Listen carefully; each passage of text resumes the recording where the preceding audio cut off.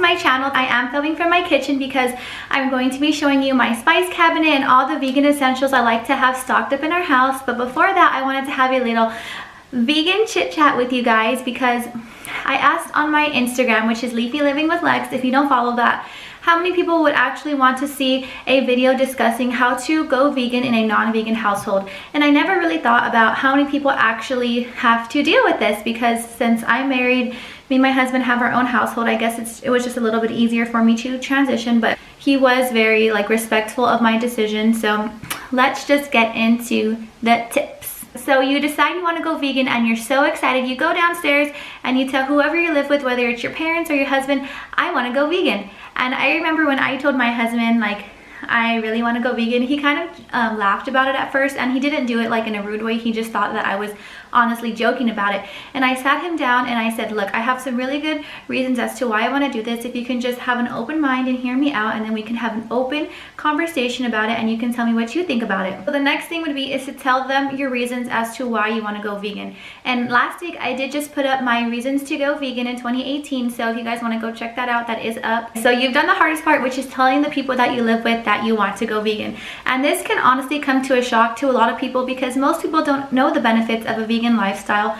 So this is a perfect opportunity to spread the knowledge. So try to sit them down and bring up some good topics as to why you want to go vegan. So maybe you can even show them a documentary that helps guide you to make this choice. Well, tip number 2 is after you've already done the hardest part explaining, you can go ahead and tell your spouse or your parents, look, we already have pasta in our cabinets, rice, beans, fruits, vegetables. We've actually already been eating so many vegan items and you didn't even know it. You can offer to actually try to cook a vegan meal with things that you already have in your household, to show them that, look, honestly, this is not that hard. We already have all of the ingredients here in our house.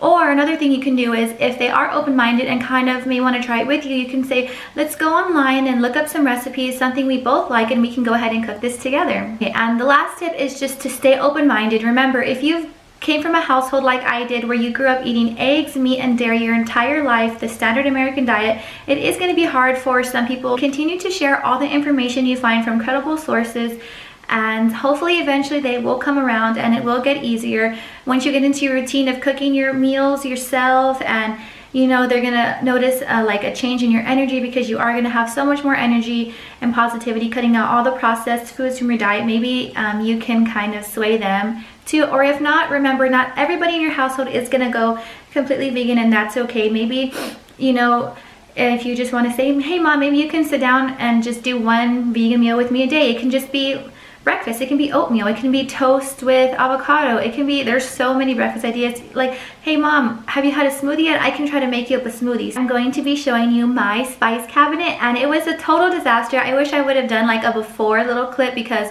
everything was in packages and I couldn't see where anything was at, and I literally had to take 5 things out, just 5 or 6 things out, just to find that one spice or one item that I was looking for to cook with or to put on top of my oatmeal. So I've reorganized it, and I actually repurposed a lot of glass bottles that we had in our house. I had a lot of leftover baby jars that I rinsed out a long time ago when my daughter was, still on baby foods, and I saved them because I was like, why am I going to throw these away when I know I can find a purpose for them, whether it be 6 months or a year from now. So I did find a purpose for them. They're little, but I still managed to find some things to put in there. And I also just have a lot of mason jars that I picked up from Goodwill, or that I've had, just sitting around here. And I've also just picked up a few at the grocery store. So let's get into the cabinet, guys.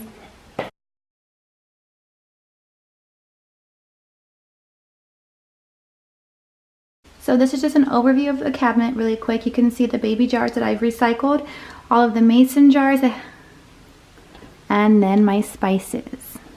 So the first shelf I'm going to show you is the top shelf, and I just keep all my flowers here. Now keep in mind, I did not go out and buy all this stuff at once. Since I've gone vegan, I've accumulated all of this very slowly. So just because I have this does not mean you have to go out and grab everything.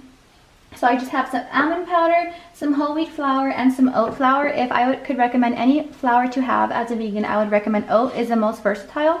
and easy to use. And then I just have my recycled baby jars. I have some cacao nibs and pumpkin seeds. And then the last stuff I have is just some different teas. I have hibiscus, green tea kombucha, ginger turmeric, and then some honey vanilla chamomile tea.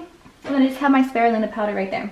So this is the second shelf where I keep most of my more frequently used items, and I've gone over each and every one of these spices on my Instagram and did a special post dedicated to the benefits of every single one of these. So it's Leafy Living with Lex if you want to go ahead and check them out. But I just have some more whole wheat powder, some ground flax that I put every day in our oats, some turmeric, some baking powder, cacao powder, and then just some more flax. The last shelf is just what I use for everyday pan cooking or baking. On the left side, I just have some spices, some chili powder, garlic powder, onion powder. I would really recommend those three as like starting seasonings because they are very versatile. And then I have some curry powder, of course, for curry. I have some oregano, thyme. Let me see what else is over there. I have some oregano, thyme, ginger, and turmeric. And like I said, I did not buy all of these overnight because they are very expensive. But like oregano and thyme are very good for, oregano and basil are good for Italian dishes.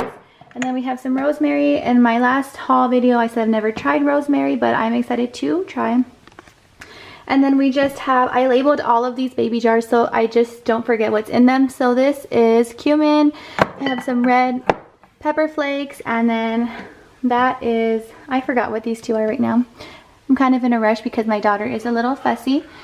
And I have some Bragg's apple cider vinegar, Bragg's nutritional yeast, and I did have Bragg's liquid aminos, but I did finish that, so I have to pick up some more. I highly recommend that brand. I have some molasses, some peanut butter too. It just has less fat. It's powder, so you just put 2 tablespoons of this, and then you add some water, and it turns into peanut butter just with less fat. And then of course my chia seeds and my B12 supplement. So I hope you guys enjoyed this video. Hope you guys found these tips helpful, and I hope that you were able to see some of my spices and it can give you kind of idea of what you may want to buy and what you want to have stocked in your house for a vegan spice cabinet.